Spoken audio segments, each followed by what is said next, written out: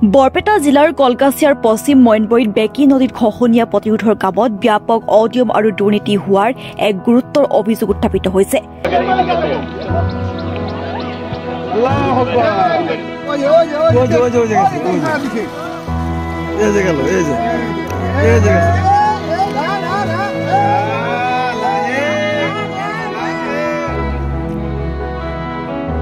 বিশ্ব বেংকৰ আবণ্টিত ধনেৰে কোটি কোটি টকা ব্যয় সাপেক্ষে জিঅ' বেগৰ জৰিয়তে খহনীয়া প্ৰতিৰোধৰ ক্ষেত্ৰত নিম্নমানৰ কাম কৰাৰ বাবে চপৰে খহি পৰিছে জিঅ' বেগ, যাৰ ফলত বৃহত্তৰ পশ্চিম মইনবৰী এলেকাৰ লোকসকল শংকিত হৈ পৰিছে। উক্ত গাঁওখনৰ মতিউৰ ৰহমান, ৰফিকুল ভূঞা, জহৰুল ইছলাম, জাহাংগীৰ আলম, সুৰহাব আলী, নাছিৰ উদ্দিন, মফিদুল ইছলাম এইকেইজন স্থানীয় ব্যক্তিয়ে চাপ ঠিকালৈ কাম কৰাৰ বাবে খহনীয়া প্ৰতিৰোধৰ কাম অতি নিম্নমানৰ হোৱাৰ আন এক ভয়ংকৰ অভিযোগ উত্থাপন কৰিছে স্থানীয় ৰাইজে। স্থানীয় ৰাইজে উল্লেখ কৰা মতে এটা জিঅ' বেগৰ নিয়ম মতে 120 কিলোগ্ৰাম মাটি ভৰ্তি কৰিব লাগে, যদিও মাত্ৰ 60-70 কিলোগ্ৰাম মাটি ভৰাই কাম কৰাৰ বাবে অলপ সোঁততে জিঅ' বেগ উটি গৈছে।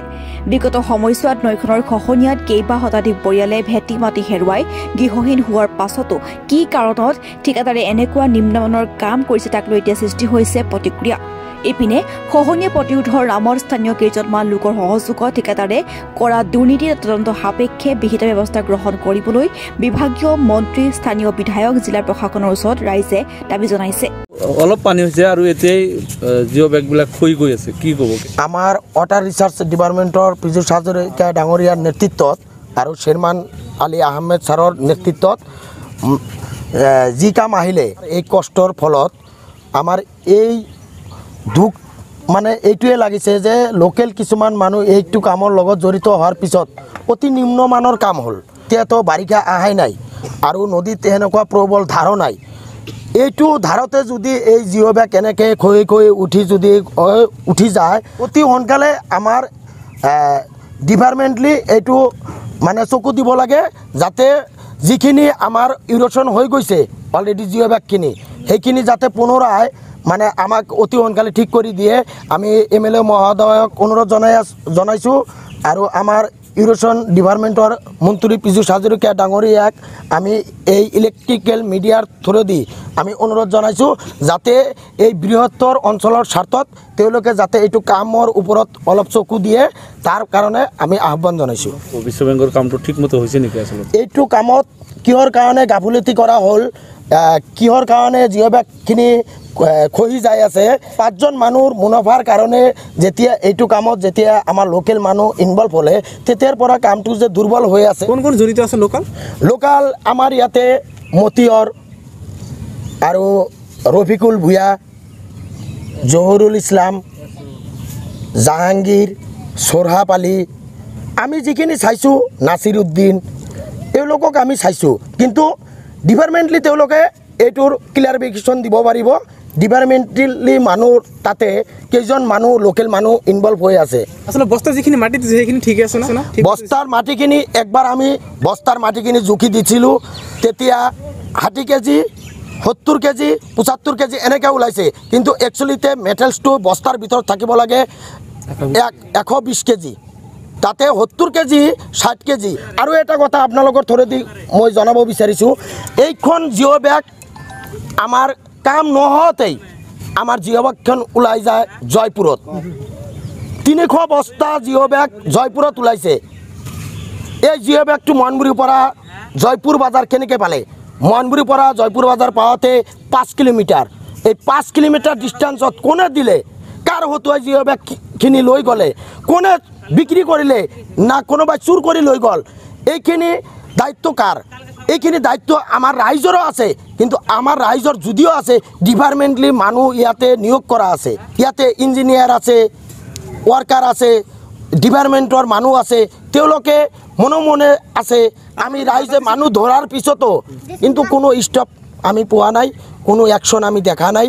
গতিকে এনেকুৱাকৈ মই মতালিকে কামটো চলাই আছে। ঠিকাদাৰৰ গাফিলতি যে চূড়ান্তভাৱে ইয়াত জড়িত হৈ আছে, মেইনলি ঠিকাদাৰক জন মানে ইয়াতে কিহৰ প্ৰেছাৰত কামটো ভালকৈ কৰিব পৰা নাই বা কোনে তাক কৰিব দিয়া নাই, ঠিকাদাৰজনেহে ক'ব পাৰিব। কিন্তু আমি ৰাইজে দেখা পাই আছোঁ ইয়াতে চূড়ান্ত ধৰণৰ গাফিলতি কৰা হৈছে কামৰ ক্ষেত্ৰত।